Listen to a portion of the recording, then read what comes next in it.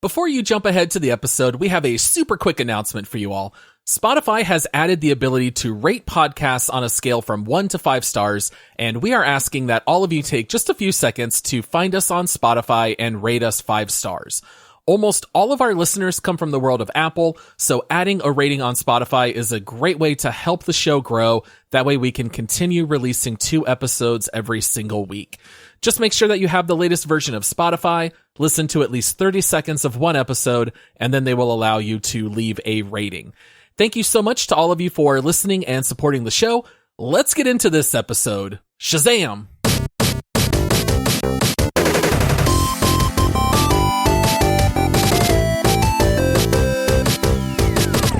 Hello, everybody. Happy New Year. Welcome to the Multiplayer Gaming Podcast, where we break down gaming in a family-friendly format. Please make sure to leave our podcast a review if your podcast app allows, and make sure to rate us 5 stars on Apple Podcasts and also on Spotify. Now that Spotify has added a rating system to their podcasts, we'd really love if all of you could go out of your way to rate us there, even if you have already rated us on Apple Podcasts. Also, if you like what we do here and want to help support the show, you can head over to multiplayersquad.com, which will take you to our Patreon page, where you can get some awesome perks, including 2 extra episodes every week, which are 5 to 15-minute quick take episodes, which I know that we love providing for you all. I am your host, Paul, and joining me as co-host, the man whose New Year's resolution is apparently to get me to juggle as many games as possible at once. It's Josh. Yes, I like it, Paul. It is true. We are playing so many games right now. It's kind of preposterous. It's a little crazy, but I'm definitely down with that. That fits my gaming style. I definitely like to flitter around like a little butterfly from one game, just sipping the nectar from one game to another, Paul. Mm-hmm. Yes, you're like the person who just wants to snack and not have any meals. You just want to kind of graze a little bit with all these games. I tend to just play one game and beat it and go to the next, but oh my goodness. I mean, we are in the middle of playing Little Nightmares 2, which is going to be our next deep dive next Monday. Yep. We are playing Demio on VR with a few of our other friends, including Todd, the previous 3rd host of the Multiplayer Gaming Podcast. Yep. We are playing Hollow Knight. We are still playing Halo. Yeah, we're still playing Halo Infinite. I still dabble in Overwatch when I play solo, and I just finished GTA 4, which I recorded a quick takes episode, which I think will be coming out soon. And I also just started the Dark Pictures anthology House of Ashes. I have never once been playing this many games at once. I sit at my computer and I don't know what to do. It's like choice overload at this point. Hey man, welcome to the dark side, Paul. now you know how I live, man. I've got so many game icons on my desktop right now. And yeah, it's so funny though, because I have been sending you messages as we're playing these games, and it's like we picked up Demio, and then we're like, hey, we got to do a deep dive on this one. And then a listener gifted us Hollow Knight, which I have been dying to play but never had the chance before. So thank you. You know who you are. Really much appreciated. And then we're like, well, hey, maybe we'll do a deep dive on Hollow Knight since we're playing this. And then it's like, yeah, we've been playing Halo Infinite. I've still been playing Rocket League. I actually just reinstalled Hearthstone because I needed something to play like while I'm snacking or just eating or doing something else. So I was like, get back into Hearthstone a little bit. But yeah, it's a good problem to have, man. But yeah, this is a little bit of a glimpse into my gaming world. That's very true. It is one of those good problems because we have been in times of drought and we're deep diving a game that we're not even enjoying and there's just nothing good to play. I guess the one downside to playing so many games at once is that inevitably you're going to be enjoying one or two of them more than the others. So it kind of like taints how you're viewing the others. But since we are already playing Hollow Knight and Demio, we're pretty sure those are going to be deep dives a couple weeks down the road, but those things aren't set quite in stone, but we'll let all you guys know. We make no promises. No promises. No. Even at one point, I believe we announced Bleeding Edge was literally the next deep dive and we scrapped it entirely. Okay. So we never know what's coming up next. Nobody would want us to have to endure that game, Paul. Okay. We are humans. We do have feelings. Every now and then we have to review a terrible game, and we do it because that's our job. But, we do need some grace from the listeners. Don't make us play games like Bleeding Edge for very long. We tend to scale toward games that we enjoy. Yeah. All right, so we've got so much news to talk about here. We just got back from our 2-week break off. When we came back, I thought there would probably be a slew of news to cover, but I think in the same way we were taking time off work, I think pretty much everyone's taking time off. There weren't really a whole lot of major announcements, but there were still plenty of stories for us to break down here today for This Week in Gaming. I think my favorite thing that released is that IGN updated their top 100 games of all time. And if there's one thing we know about gamers, it's that we tend to all agree on everything in regards to these major lists. All the time. All the time. And my reaction, I think, was the same as everybody, where you open up this top 100 games of all time and you immediately just start poking holes and how is this game in the top 40? Why is this game in the 90s? It should be in the top 10. And of course I had to post it for you and for some of our other buddies. I think all of us kind of lost our minds for a little bit complaining about this list, but let's just talk a little bit about IGN's top 100, some of the things that we liked and didn't like. But what was your initial reaction when you saw that they made this list? So I'll say this. IGN is one of my favorite gaming websites to use. There's a few of them out there, but I tend to default to IGN first. I think that their rating system for when they do reviews is pretty good. I definitely don't agree on a lot of stuff, but it is kind of my go-to site that's just easy. I like the layout, the format, and all that stuff. So when they posted their top 100 list, I was like, ooh, I'm actually curious about this. I go in there. My initial thing is, let me see where they rank Witcher 3. Okay, because that's the litmus test for me. If Witcher 3 is in like the top 5, I'd maybe even say top 10 if we're talking all-time video games. Then, okay, that tells me everything I need to know. Dude, The Witcher 3 is number 16 on their list. And I get it, that's still pretty high.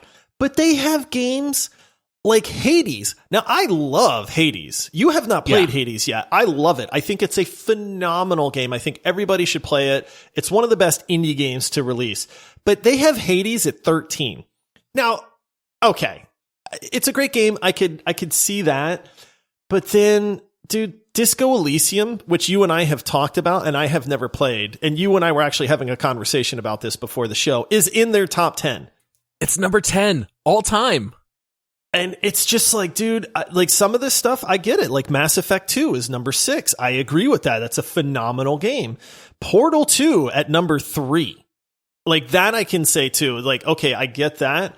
But then this list just starts to fall apart. Number 1, their number 1 is a great game, but the best video game ever?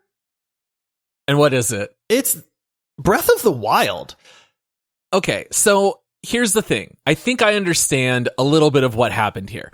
Breath of the Wild is one of those games that everybody loves, right? I do not know a single... Well, actually, that's not true. Todd did not finish Breath of the Wild. Almost everyone I know loves that game. It has basically a 100% approval rating. I think it's one of those things that everyone is going to say that belongs in the top 10 or maybe in the top 20. And then next thing you know, it's just number 1 because it has that universal appeal. Something like The Witcher 3 is just so dark that you're going to have a lot of people who say it should be number 1, and you're going to have a lot of people, not a lot, but you're going to have that 1 out of every 10 that just does not like it because it is a little bloated. It's pretty big, pretty complicated. So I think that's, I can't complain a whole lot with The Witcher being at number 16. I mean, look at its company. It's stuck right in between BioShock, The Last of Us, Halo 2, and Castlevania Symphony of the Night. I feel like if it dropped out of the top 20, that would really be a crime. I mean, for me personally, I'd probably have Witcher 3 somewhere around number 10 overall. So 16 might be a little on the low side. I had a bigger issue with the fact that 2 Zelda games are in the top 4. Yeah, there are Zelda games at number 1 and number 4 with A Link to the Past. Have you noticed how many Nintendo games are in their top 10? It's ridiculous. It really Nintendo makes a good game. I'm not saying don't hear what I'm not saying. I'm not slandering Nintendo at all.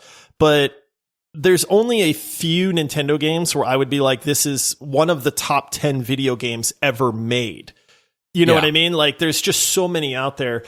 I have issues with things like Undertale at number 20. Now, I've played Undertale a little bit. I never beat it.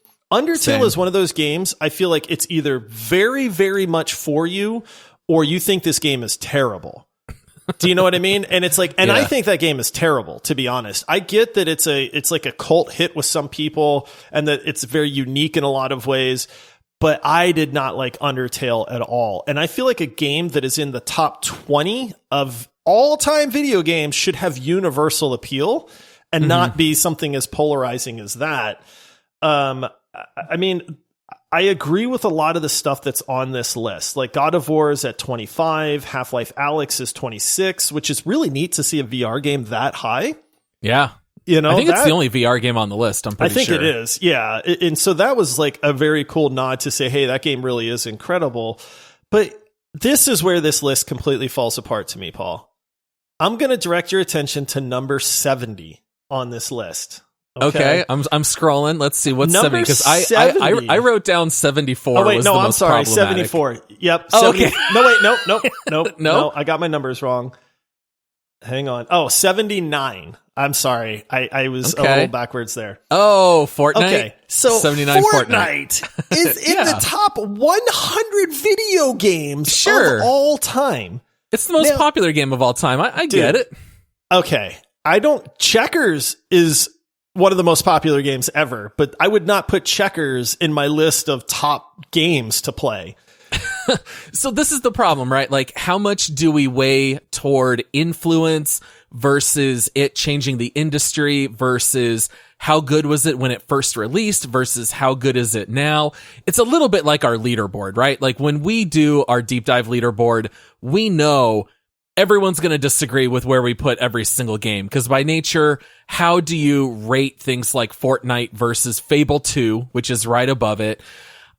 It's kind of wild. I mean, these lists, I feel like out of the 100 games, probably 85 of them belong on the list in some format. Like, I'm not complaining overall about the games.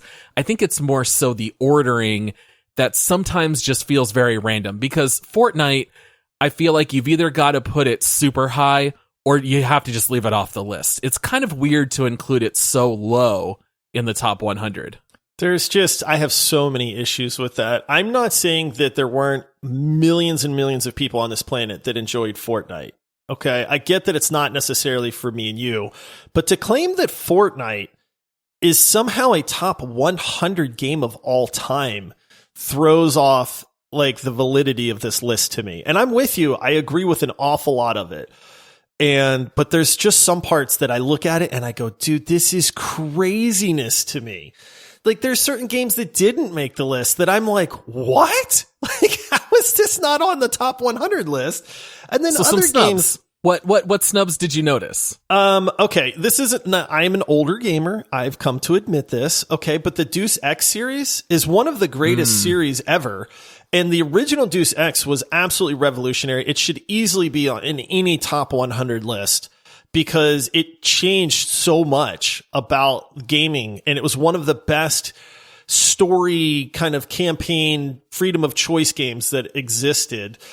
So that one, there's no Dragon Age on this list. No Dragon Age at all. And I know we're super huge fans of Dragon Age and Mass Effect. Thankfully, Mass Effect 2 made the list and it ranked very high, but the Dragon Age games are phenomenal, man.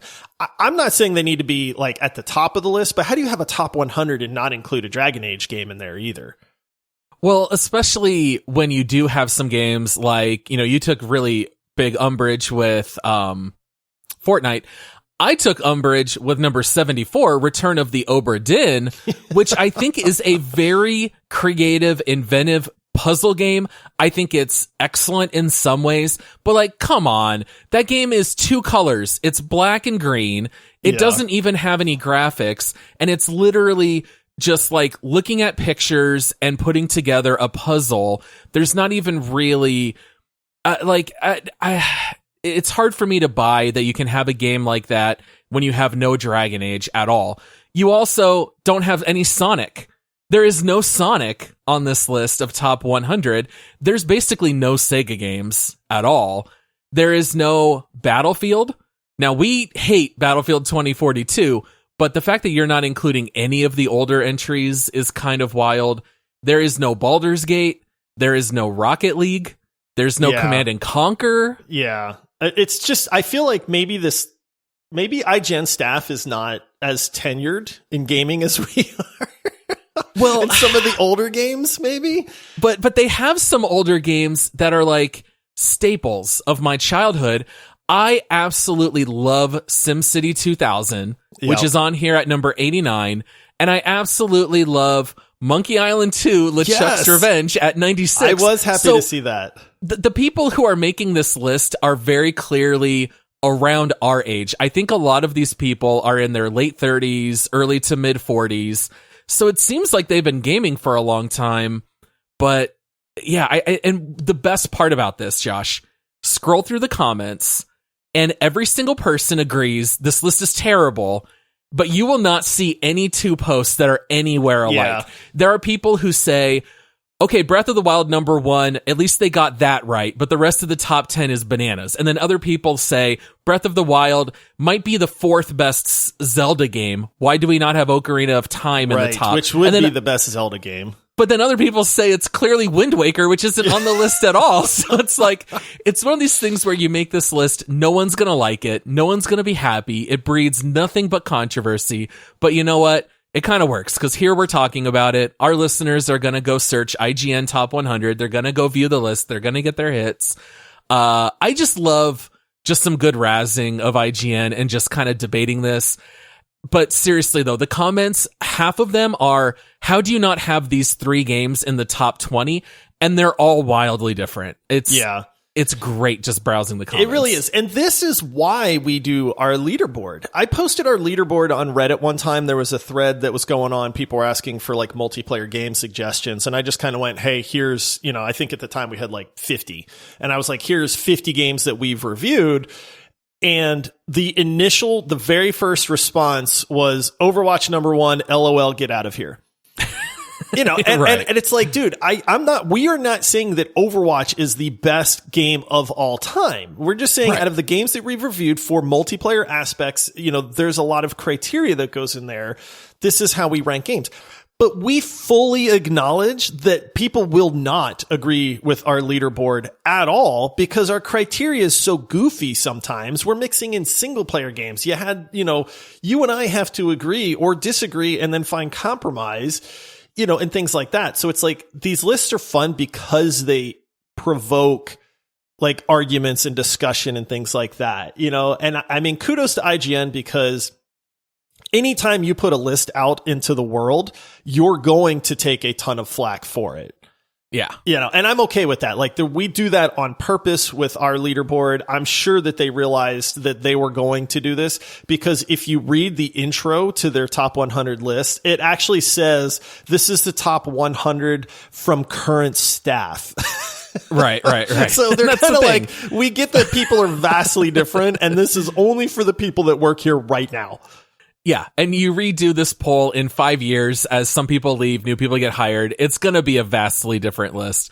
But it is fun to read through and debate over, and it kind of made me think, like, maybe I should just make my own personal, like, top 30 or top 40 and just sit down and try to do it. But definitely the list skews a little heavily toward Nintendo, especially at the top. I think out of the top 20, something like 14 of the games are Nintendo. Yeah, that's ridiculous. Three out of the top 5 are all Super Nintendo games. So that really kind of tells you, you had like that monoculture at the time, fewer games, everyone played the same stuff. So some of those games kind of rose to the top. Yeah. But yeah, I think that's about all I had to say about the list. Anything else you wanted to add about it? I was really glad to see that like Divinity Original Sin 2 made the top 100. It's number 99, barely. But that's one of the best RPGs ever made, in my opinion. I mean, Final Fantasy VII, which is honestly renowned as one of the best video games ever made is at 98. I think that's starting to say, hey, some of these older games, maybe they just don't age as well, or they don't resonate with like younger people. And I don't necessarily mean like teenagers and stuff, but I think maybe you're getting to a point where that's not as spectacular as it used to be. So yeah, I think the list is fine overall. I think there's definitely the games on there that I wanted to see for the most part, but yeah, it would not have been as fun, but one person in the comments said that they should have just done the top 100 in just in alphabetical order. Right. And then I don't think people would be making fun of it as much, but we wouldn't even be talking about it at all if it was that simple. Yeah. So you kind of have to order them.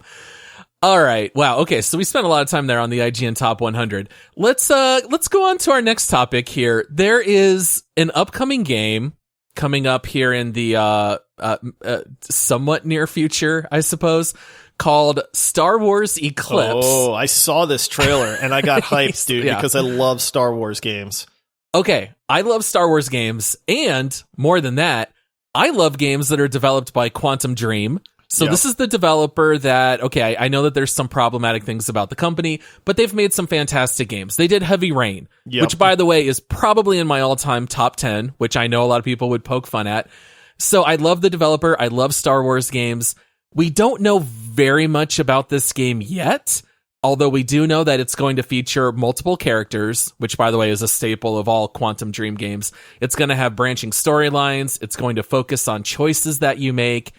But holy moly, Josh, this is the delay to end all delays, because it's being rumored that this game is being pushed back possibly to 2027. How do you, I mean, a AAA massive game.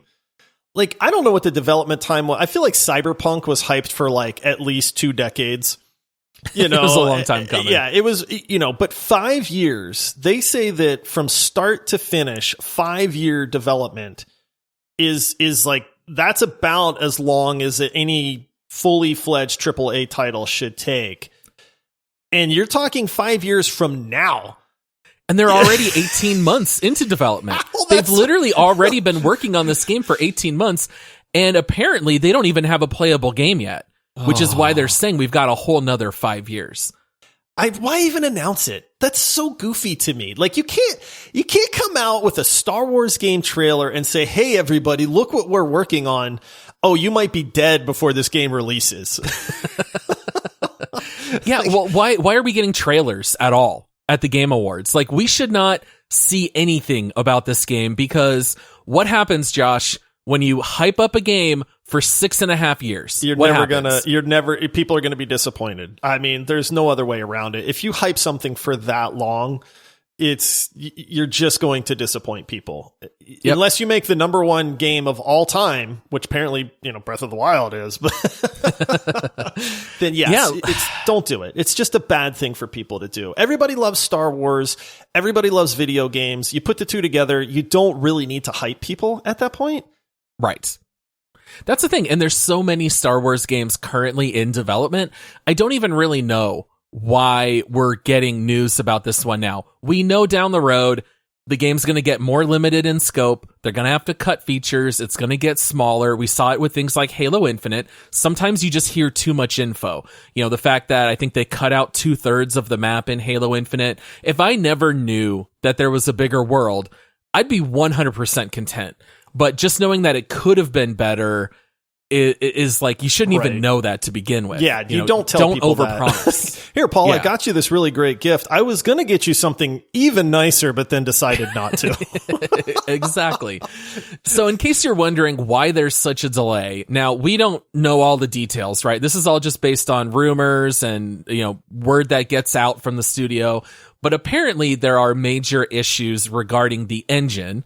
Now, this is a major problem because Eclipse is supposed to be the first open world that Quantum Dream has ever developed, and it's also the first multiplayer game that can have 2 people controlling characters at the same time. And so you start to throw in the first time they've ever tried things with a very limited engine that apparently is not designed for it. Apparently, Sony passed on wanting to, pay to develop this game. So Quantum Dream had to look elsewhere. So it just kind of seems like maybe it's the wrong developer for the wrong game, and all of it is just a bad fit.